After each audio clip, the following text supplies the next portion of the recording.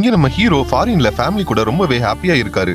இப்ப இவங்களோட ஃபேமிலி டூருக்கு போறப்ப இவருக்கு இம்பார்ட்டன்டான மீட்டிங் இருக்கு. அதனால இவரால போக முடியாம போயிடுது.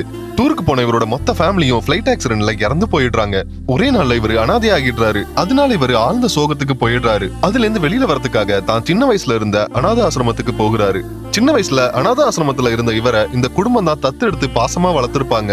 இப்போ அந்த குடும்பம் இல்லாததால மறுபடியும் அந்த அனாத ஆசிரமத்துக்கே திரும்பி போயிடுறாரு. அங்க போய் பாக்குறப்ப அது முதியோர் இல்லமா மாத்திடுறாங்க. அவங்க இருக்கிற இடமும் இப்ப கடன் பிரச்சனையில இருக்கு. அந்த கடன் பிரச்சனையை இவர் சரி பண்ணி அங்க இருக்கிறவங்களை எல்லாம் இவர் பாசமா பாத்துக்க ஆரம்பிக்கிறாரு. அவங்களும் இவரை தன்னோட புள்ள மாதிரி பாக்குறாங்க. தான் இழந்த குடும்பம் தனக்கு மறுபடியும் அங்க கிடைச்ச மாதிரி அவர் சந்தோஷமாகிடுறாரு. அங்க இருக்கிற ஒருத்தர் மட்டும் யார் கூடமே பேசாம இருக்காரு. அவர் மேல சந்தேகப்பட்டு ஃபாலோ பண்ணி போய் பார்த்ததுக்கு அப்புறம் தான் தெரிய வருது அந்த முதியோரோட பையன் ஒரு மினிஸ்டர். அந்த மினிஸ்டர் பண்ண தப்ப இவர் கண்டுபிடிச்சிருப்பாரு. அதனால இவர் கொன்னுட்டு இவர் கிட்ட இருக்கிற ஆதாரத்தை எடுத்துட்டு வர சொல்லி அந்த மினிஸ்டர் ஆள அனுப்பியிருப்பான். அவங்க கிட்ட இருந்து தப்பிக்கிறதுக்காக தான் இந்த முதியோர் இல்லத்துல வந்து சேர்ந்திருப்பாரு. இந்த முதியோர் இல்லத்துல தன்னோட அப்பா இருக்கிற விஷயம் தெரிஞ்ச மினிஸ்டர் தன்னோட ஆளை அனுப்பி அங்க இருக்கிற எல்லாரையும் அடிச்சுட்டு அந்த ஆதாரத்தையும் எடுத்துட்டு போயிடுறான். இப்ப அடிப்பட்டவங்களோட பசங்கள்லாம் வந்து அந்த முதியோர் இல்ல நடத்துறவரை பார்த்து கேள்வி கேட்கிறாங்க.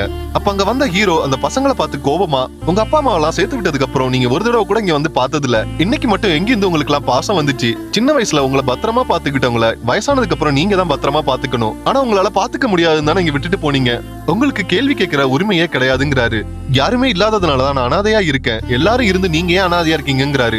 இப்போ இவர் பேசின விஷயம் நியூஸ்ல வருது. இத பார்த்த நிறைய பேர் அவங்க பண்ண தப்ப உணர்ந்து முதியோர் இல்லத்துல இருக்கிற அவங்க அப்பா அம்மாவை மறுபடியும் அவங்க வீட்டுக்கே திரும்பி கூட்டிட்டு போகிறாங்க. அதே நேரம் அந்த மினிஸ்டர் அவங்க அப்பாவோட பென்டிரைவ்ல சின்ன வயசுல தான் அப்பா கூட இருந்த போட்டோ எல்லாம் பார்த்து கண் கலங்கி திருந்திடுறாரு. தான் பண்ண தப்பெல்லாம் ஒத்துக்கிட்டு அவரே ஜெயிலுக்கு போயிடுறாரு.